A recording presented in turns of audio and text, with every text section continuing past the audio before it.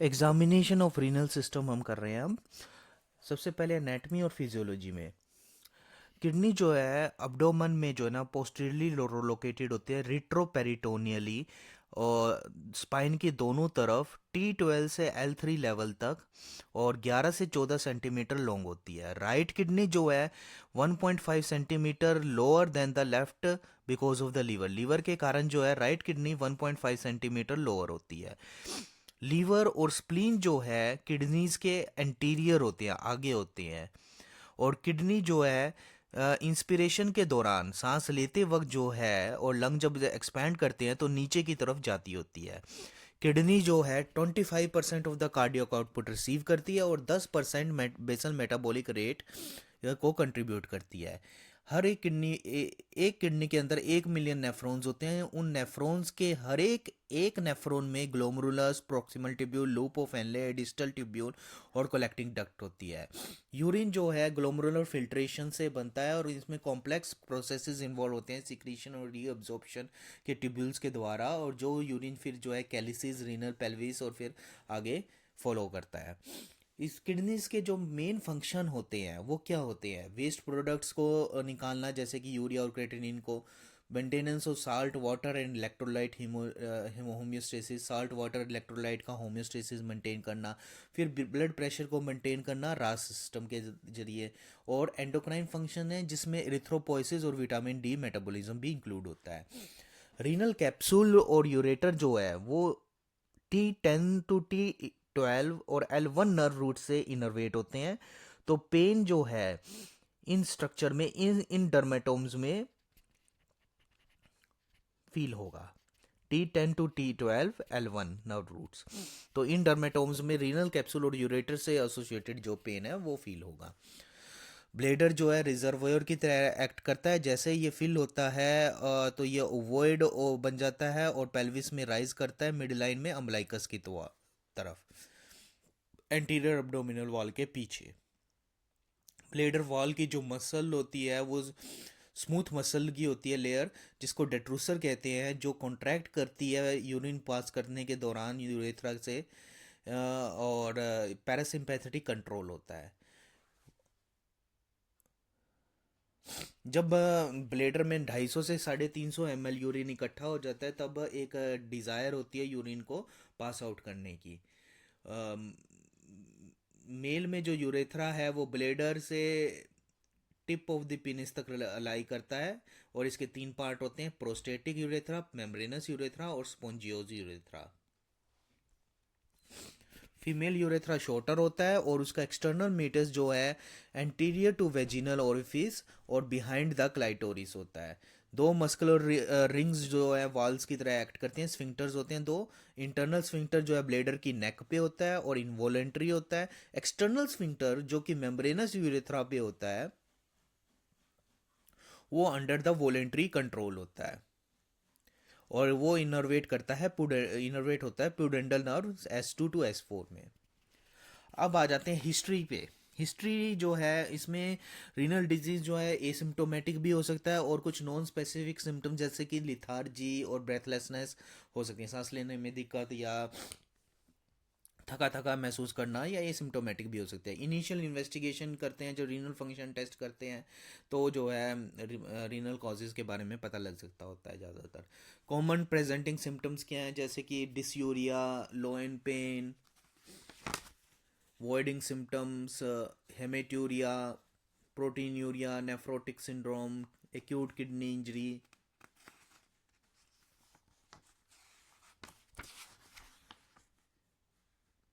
फिर आगे chronic kidney disease, kidney failure, uremia, ये जो है थोड़े से इसकी प्रेजेंटेशन होती है, रीनल मैनिफेस्टेशंस। अब डिसयूरिया जो है, डिसयूरिया हम किसे कहते हैं? पेन या डिस्कम्फर्ट हो यूरिन के पास करने के दौरान। ये जो है यूरिनरी ट्रैक्ट इन्फेक्शन का एक कॉमन सिम्टम होता है और ये एसोसिएटेड होता है इसके साथ जो है यूरिनरी फ्रीक्वेंसी, बार बार पेशाब आता है, अर्जेंसी होती है पेशाब करने की, और सुप्रा प्यूबिक डिस्कम्फर्ट होता है। सुप्रा प्यूबिक डिस्कम्फर्ट होता है, ये सिस्टाइटिस के सिम्टम्स होते हैं।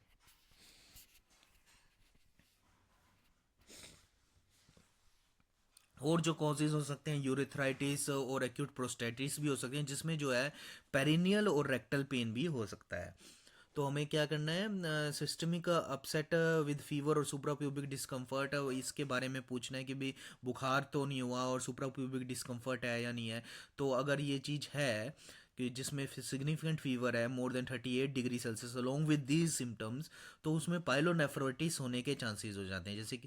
जैसे कि अगर वो पेशेंट कहता है रीगर्स भी हैं, वोमिटिंग भी है, फ्लैंक पेन भी है और फीवर भी है, तो ये पाइलोनेफ्राइटिस की तरफ इशारा करता होता है, खासतौर पे फीवर और फ्लैंक पेन, वोमिटिंग, रीगर्स।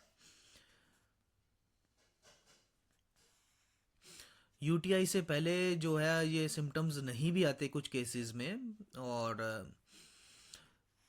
अगर यूरिन फ्लो ऑब्स्ट्रक्शन के सिम्टम्स हैं, यूरिन फ्लो ऑब्स्ट्रक्शन है, तो उसके सिम्टम्स क्या होंगे? स्लो फ्लो होगा, हेजिटेंसी होगी, इनकम्प्लीट एम्पटिंग होगी, ड्रिबलिंग होगी, नॉक्ट्यूरिया होगा। रात को पेशाब आता होगा, स्लो फ्लो होगा, धीरे धीरे आता होगा, हेजिटेंसी होगी, कंडे में दिक्कत होगी, इनकम्प्लीट एम्पटिंग होगी कि पूरा नहीं एम्प्टी होएगा। तो ये जो है यूरिन फ्लो आउटफ्लो ऑब्स्ट्रक्शन की तरफ इशारा करता है। हिस्ट्री ऑफ सेक्सुअल कॉन्टैक्ट्स, तो ये है डिसयूरिया के थोड़ी सी प्रेजेंटेशन। क्या है डिसयूरिया की? जैसे कि डिस्कम्फर्ट और पेशाब करते वक्त या पेन हो तो वो डिसयूरिया कहलाता है, और ये जो है यूटीआई की कॉमन मैनिफेस्टेशन हो सकती है। अगर इसमें जो है रीगर्स, फीवर, वोमिटिंग और लोइन पेन हो तो पाइलोनेफ्राइटिस की तरफ होता है इशारा। फिर उसमें जो है हमें जो है अल्ट्रासाउंड, सीटी स्कैन वगैरह वगैरह करवाना पड़ता है। और अगर यूरिनरी आउटफ्लो ऑब्स्ट्रक्शन होती है तो उसमें स्लो होगा यूरिन, हेजिटेंसी होगी, इनकम्प्लीट एम्पटिंग होगी, ड्रिबलिंग होगी और नॉक्ट्यूरिया होगा। और अगर प्रोस्टेटिस और यूरेथ्राइटिस हो गया है तो उसमें पेरिनियल और रेक्टल पेन भी आ सकता है। और अर्जेंसी, फ्रीक्वेंसी और सुप्रापोबिक डिस्कम्फर्ट सिस्टाइटिस में होते हैं। तो ये है डिस्यूरिया। अब लोइन पेन पे, लोइन पेन जो है ज़्यादातर यूरेट्रिक ऑब्स्ट्रक्शन, रीनल कैलकुलाई जो है इसके मोस्ट कॉमन कॉज होते हैं।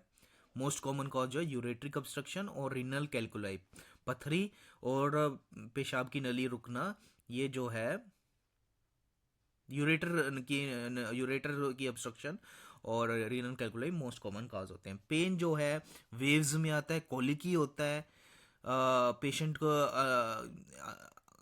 कोई कंफर्टेबल पोजीशन नहीं में नहीं, मतलब अपने आप को आ पाता और इधर उधर बेड पे मूव करता रहता है, जबकि पेरिटोनिज्म का पेशेंट स्टिल रहता है।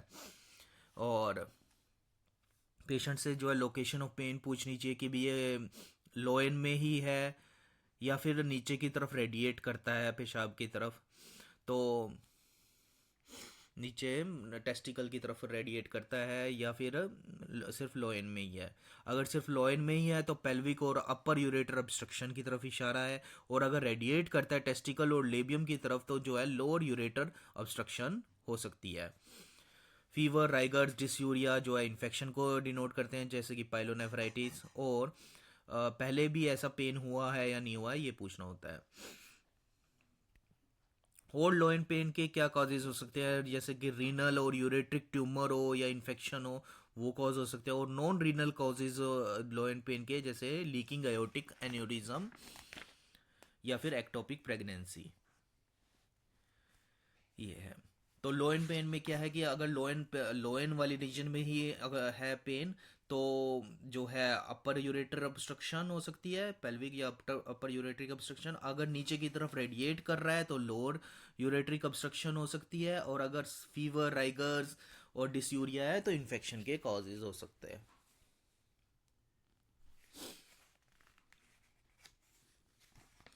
पेरिटोनिज्म से डिफरेंट कैसे है कि पेरिटोनिज्म वाला पेशेंट स्टिल लाई करेगा, जबकि अगर ये रीनल कॉज होगा तो फिर वो जो है कंफर्टेबली नहीं लाई कर पाएगा बेड पर।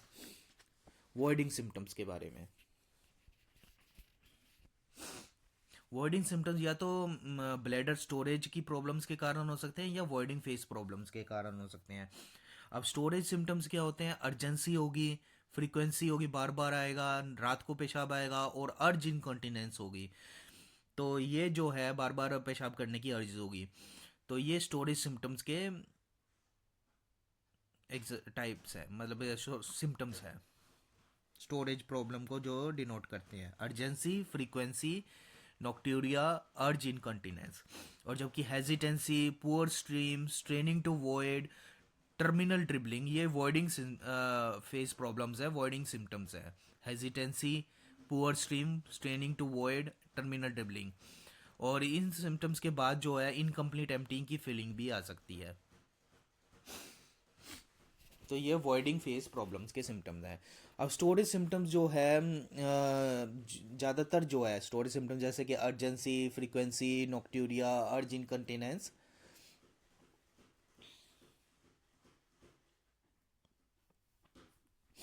ये जो है ब्लेडर, प्रोस्टेट और यूरेथ्रल प्रॉब्लम्स के कारण हो सकते हैं, जैसे कि यूटीआई, ट्यूमर, यूरेथ्रल कैलकुलाई और obstruction from the prostatic enlargement, कि आगे रुकावट आ गया, जैसे यूरेथ्रल कैलकुलाई आ गया, प्रोस्टेट एनलार्जमेंट हो गया, या ट्यूमर है, या यूटीआई है, उन कारण से, या कोई न्यूरोलॉजिकल डिजीज जैसे कि मल्टीपल स्क्लेरोसिस, इनमें जो है स्टोरेज सिम्टम्स जो कि है अर्जेंसी, फ्रीक्वेंसी, नॉक्ट्यूरिया और अर्ज इनकंटिनेंस। फिर आ जाते हैं वॉइडिंग सिम्टम। वॉइडिंग सिम्टम्स कौन से हैं कि हेजिटेंसी हो, पुअर स्ट्रीम हो, स्ट्रेनिंग टू वॉइड हो, वॉइड मतलब पेशाब करते वक्त प्रेशर लगाना पड़ रहा हो, कम स्ट्रीम हो, हेजिटेंसी हो करने में, और टर्मिनल ड्रिबलिंग हो, और इनके बाद इनकम्प्लीट एम्प्टिंग के सिम्टम भी हो, तो वो वॉइडिंग सिम्टम्स कहलाते हैं।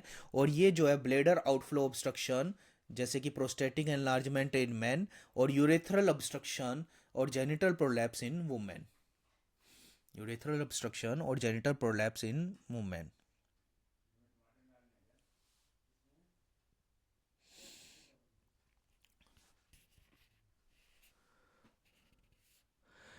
इन women incontinence is the most common symptom. और स्ट्रेस इनकंटिनेंस क्या कहता है? स्ट्रेस इनकंटिनेंस जो है यूरिन लीकेज हो, जब एब्डोमिनल प्रेशर जो है इंक्रीज हो, जैसे खांसते वक्त पेशाब निकल जाना, छींकते वक्त पेशाब निकल जाना, या पेल्विक फ्लोर मसल्स की वीकनेस के कारण, तो वो है स्ट्रेस इनकंटिनेंस। जब भी इंट्रा एब्डोमिनल प्रेशर इंक्रीज होएगा खांसते वक्त, छींकते वक्त, और पेल्विक फ्लोर मसल्स की वीकनेस के कारण, तो ये जो है यूरिन जो लीक हो जाता है, तो फिर उसे स्ट्रेस इनकंटिनेंस कहते हैं। और अर्ज इनकंटिनेंस क्या है कि अर्ज जो बार बार पेशाब करने की, वो जो है इनवॉलेंट्री लीकेज हो जाए, उसे अर्ज इनकंटिनेंस कहते हैं। ये जो है सिम्टम्स जो है सेपरेटली भी आ सकते हैं, तो एक साथ भी आ सकते हैं, और एज के साथ भी आ सकते हैं। Overflow incontinence occurs without warning, often on changes in position and is painless. Overflow incontinence में जो है बिना वार्निंग के पेशाब निकलता है, और पोजीशन चेंज करते वक्त होता है, और पेनलेस होता है।